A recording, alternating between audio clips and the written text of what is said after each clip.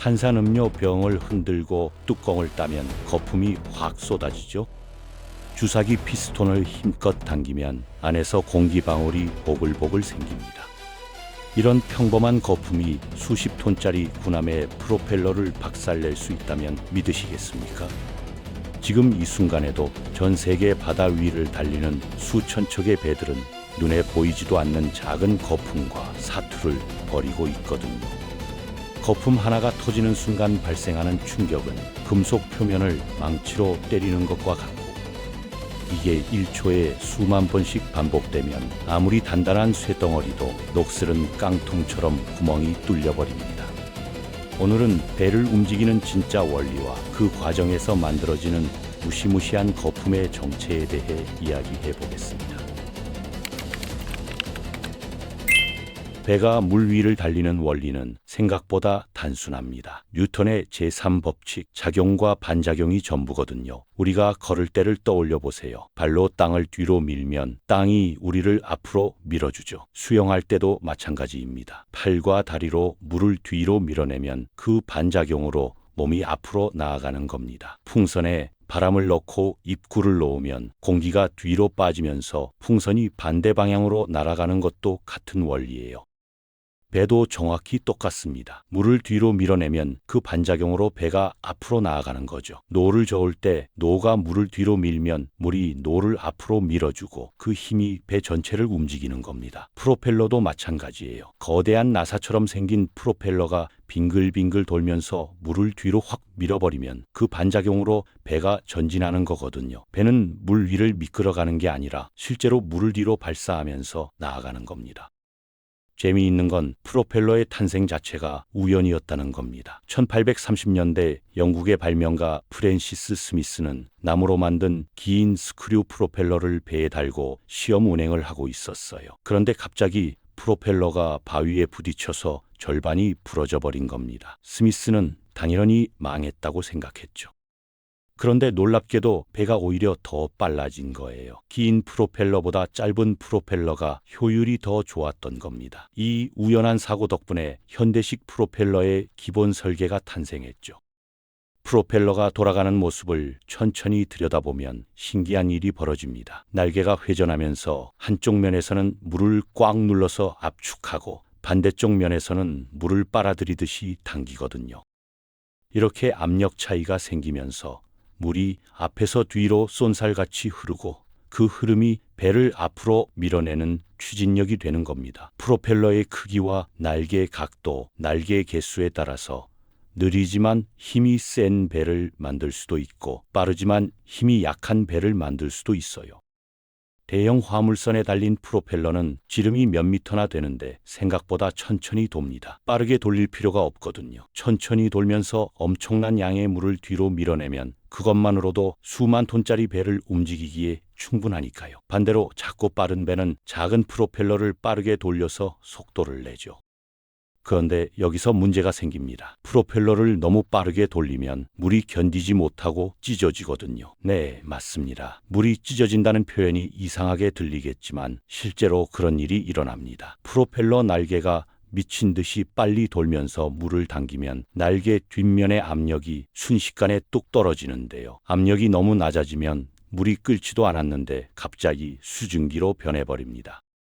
평소에 물은 100도가 되어야 끓잖아요. 그런데 압력이 낮아지면 훨씬 낮은 온도에서도 끓을 수 있거든요. 높은 산 위에서 물이 90도만 되어도 끓는 이유가 바로 이겁니다. 프로펠러 주변에서는 압력이 거의 진공에 가까울 만큼 낮아지기 때문에 차가운 바닷물이 순식간에 기체로 변하면서 거품이 보글보글 생기는 거예요. 이걸 공동현상, 영어로는 캐비테이션이라고 부릅니다.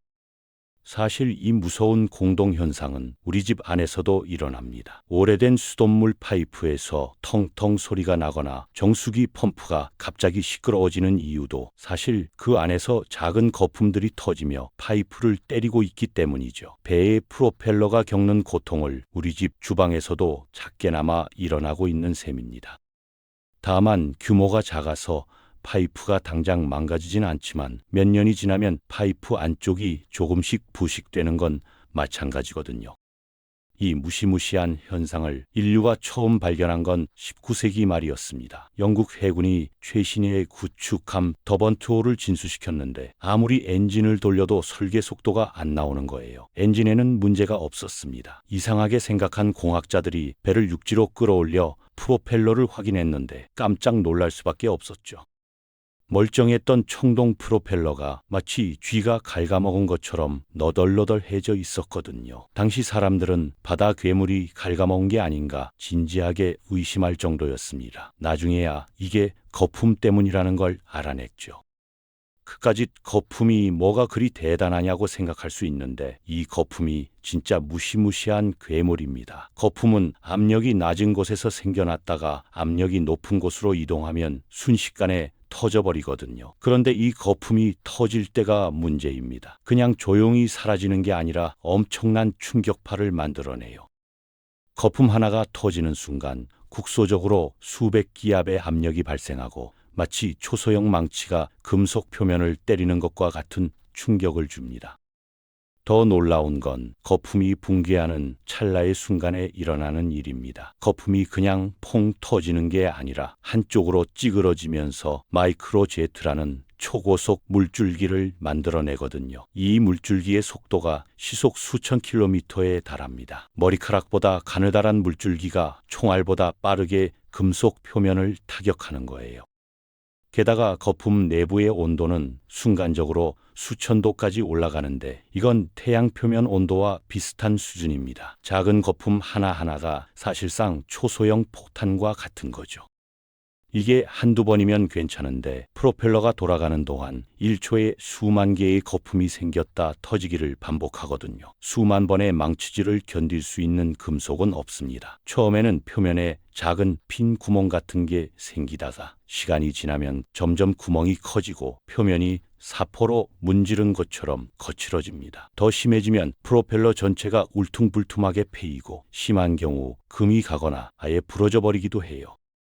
프로펠러가 망가지면 배의 속도가 떨어지는 건 당연하고 진동과 소음도 엄청나게 심해집니다. 군함이나 잠수함 같은 경우는 치명적이죠. 특히 잠수함에게는 공동현상이 사형 선고나 다름없습니다. 거품이 터지는 소리 때문에 위치가 적에게 노출되거든요.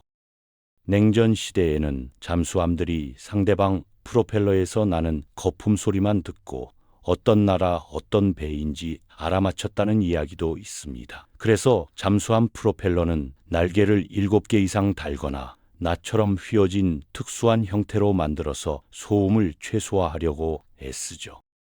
실제로 1980년대에는 이 문제가 국제 외교 스캔들로까지 번진 적이 있습니다. 일본의 도시바라는 회사가 소련의 정미 공작 기계를 몰래 팔았는데 소련은 이 기계로 프로펠러를 엄청나게 정밀하게 깎아낸 겁니다. 그러자 잠수함의 공동현상 소음이 획기적으로 줄어들었고 미국 해군이 소련 잠수함을 찾지 못해 비상이 걸렸죠. 결국 미국은 일본 정부에 강력하게 항의했고 도시바는 엄청난 제재를 받았습니다. 공동현상을 잡는 것이 곧 국가 안보와 직결된다는 걸 보여주는 사건이었죠. 그래서 배를 설계할 때 가장 중요한 게 어떻게 하면 공동현상을 막을 수 있을까입니다. 프로펠러를 무작정 빠르게 돌리면 속도는 빨라지겠지만 거품 때문에 프로펠러가 망가지니까 적당한 속도를 찾아야 하거든요. 그런데 똑똑한 공학자들이 이 문제를 완전히 다른 방식으로 해결했습니다. 프로펠러를 아예 배 밖에 내놓지 않는 거예요. 워터제트라는 방식인데 이름 그대로 물을 제트처럼 뿜어내서 배를 움직이는 겁니다. 제트기가 뒤로 공기를 뿜으면서 날아가듯이 배도 물을 뒤로 뿜으면서 나아가는 거죠. 워터제트의 구조는 이렇습니다. 배 안쪽에 펌프가 있고 배 바닥에 구멍이 뚫려 있어요. 펌프가 돌아가면서 바닷물을 쭉 빨아들인 다음 좁은 노즐을 통해 엄청난 속도로 뒤로 쏴버리는 겁니다. 물을 뒤로 쏘면 그 반작용으로 배가 앞으로 나아가는 거거든요. 로켓이 불을 뿜으면서 하늘로 올라가는 것과 똑같은 원리예요. 워터제트의 장점은 어마어마합니다. 첫째, 프로펠러가 배 밖으로 튀어나와 있지 않으니까 바닥에 닿을 걱정이 없어요. 얕은 바다나 강에서도 안전하게 달릴 수 있죠. 둘째, 밧줄이나 그물, 쓰레기 같은 게 프로펠러에 감길 일이 없습니다. 물을 빨아들이는 입구에 필터가 있어서 큰 것들은 걸러지거든요. 셋째, 사람이나 물고기가 프로펠러에 다칠 위험이 훨씬 적어요. 회전하는 날개가 밖에 없으니까요. 가장 큰 장점은 엄청난 기동성입니다. 일반 배는 방향을 바꾸려면 키를 돌려야 하는데 워터제트는 물을 쏘는 노즐의 방향만 틀면 되거든요. 그래서 제자리에서 빙글빙글 돌 수도 있고 옆으로 슬금슬금 이동할 수도 있습니다. 급정거도 가능해요. 노즐 뒤에 버킷이라는 장치가 있는데 이게 물의 방향을 180도 확 꺾어버리는 겁니다. 뒤로 쏘던 물을 갑자기 앞으로 쏘면 배가 급브레이크를 거는 거죠. 거대한 배가 전속력으로 달리다가 급정거를 하면 어떤 일이 벌어질까요? 일반 배는 엔진을 역회전시켜도 수 킬로미터를 더 밀려가지만 워터제트는 노즐을 막고 물을 앞으로 쏘는 순간 배 주변에 거대한 물보라 폭탄이 터지며 마치 투수 앞에 멈춰서는 야구공처럼 멈춰섭니다. 자동차의 브레이크 페달을 밟는 것처럼 순식간에 속도를 줄일 수 있어요. 이 광경을 직접 보면 정말 입이 벌어질 정도로 인상적이거든요. 워터제트가 가장 빛을 발하는 건 수중익선과 만났을 때입니다. 수중익선이 뭐냐고요? 배 밑에 비행기 날개 같은 게 달려 있어서 속도가 붙으면 배 전체가 물 위로 떠오르는 배예요. 물과의 접촉 면적이 확 줄어들어서 저항이 거의 없어지거든요. 여기에 워터제트의 폭발적인 추진력이 더해지면 배가 바다 위를 날아다닙니다. 진짜로 비행하는 것처럼 보이죠. 한국에서도 제주도 같은 섬으로 가는 쾌속선 중 일부가 이런 방식을 쓰고 있어요. 이런 특징 때문에 해군이나 해경의 고속정, 레저용 제트스키, 관광용 고속선 같은 곳에서 워터제트를 많이 씁니다. 특히 해경 고속정은 밀수선이나 불법 조업 선박을 추격할 때 워터제트의 기동성이 엄청난 도움이 되죠. 급선회하고 급정거하고 다시 전속력으로 달리는 걸 자유자재로 할 수 있으니까요. 그럼 워터제트는 공동현상에서 완전히 자유로울까요? 아쉽게도 그렇지는 않습니다. 워터제트 안에도 결국 임펠러라는 회전 날개가 있거든요. 프로펠러랑 비슷하게 생긴 건데 이것도 빠르게 돌면서 물을 가속시키기 때문에 공동현상이 생길 수 있어요. 다만 워터제트는 구조가 다릅니다. 물을 빨아들이고 압축하고 쏘는 과정이 전부 배 안에서 일어나는데 이 과정에서 압력을 높게 유지할 수 있거든요. 압력이 높으면 물이 기체로 변하기가 어렵습니다. 그래서 같은 속도로 달려도 워터제트가 일반 프로펠러보다 공동현상이 덜 생기는 거예요. 게다가 임펠러가 배 안에 보호되어 있으니까 서로 공동현상이 생겨도 수리하기가 훨씬 쉽죠. 프로펠러는 배를 육지로 끌어올리거나 잠수부를 보내야 하는데 워터제트는 배 안에서 접근할 수 있으니까요. 그렇다면 왜 모든 배가 워터제트를 쓰지 않을까요? 이유는 간단합니다. 효율 때문이에요. 워터제트는 고속으로 달릴 때는 환상적이지만 느리게 갈 때는 연료를 너무 많이 먹습니다. 화물선이나 유조선처럼 엄청난 짐을 싣고 천천히 가는 배들은 워터제트보다 큰 프로펠러를 천천히 돌리는 게 훨씬 경제적이거든요. 또 워터제트는 구조가 복잡해서 만들기도 어렵고 가격도 비쌉니다. 결국 용도에 따라 선택하는 겁니다. 빠르게 달려야 하고 기동성이 중요한 배는 워터제트를, 느리지만 무거운 짐을 실어야 하는 배는 프로펠러를 쓰는 거죠. 군함 중에서도 항공모함이나 구축함은 프로펠러를 쓰지만 고속정이나 상륙정은 워터제트를 씁니다. 여객선도 마찬가지예요. 크루즈선은 프로펠러, 섬과 섬을 빠르게 오가는 쾌속선은 워터제트를 쓰죠. 재미있는 건 이 모든 기술의 밑바탕에 깔린 원리는 300년 전 뉴턴이 발견한 법칙 하나라는 겁니다. 작용과 반작용, 물을 뒤로 밀면 배가 앞으로 간다는 단순한 진리예요. 프로펠러든 워터제트든 노jet기든 수영이든 심지어 로켓이든 전부 같은 원리로 움직입니다. 다만 그 원리를 어떻게 구현하냐에 따라 성능과 효율이 천차만별로 달라지는 거죠. 그런데 과학자들은 여기서 멈추지 않았습니다. 거품을 피할 수 없다면 아예 거품으로 배 전체를 감싸버리면 어떨까라는 기발한 생각을 한 거예요. 이게 바로 초공동 기술입니다. 물체 주변에 일부러 거대한 거품층을 만들어서 물과의 마찰을 거의 제로로 만드는 거죠. 러시아가 개발한 초공동 어뢰는 물속에서 시속 370km로 날아갑니다. 일반 어뢰의 5배가 넘는 속도예요. 미래에는 이 기술로 물속을 비행하듯 달리는 배가 나올지도 모릅니다. 그리고 그 과정에서 우리가 절대 무시할 수 없는 게 바로 그 작은 거품입니다. 탄산음료 병에서 보는 평범한 거품이 수십 톤짜리 배의 프로펠러를 박살낼 수 있다는 사실이 놀랍지 않나요? 물은 부드럽고 약해 보이지만 조건만 맞으면 금속보다 강한 무기가 되는 겁니다. 공학자들은 지난 100년 동안 이 작은 거품과 싸워왔고 앞으로도 계속 싸워야 할 겁니다. 미래에는 전기로 가는 배, 수소로 가는 배가 나올 테지만 결국 물리 법칙은 바뀌지 않습니다.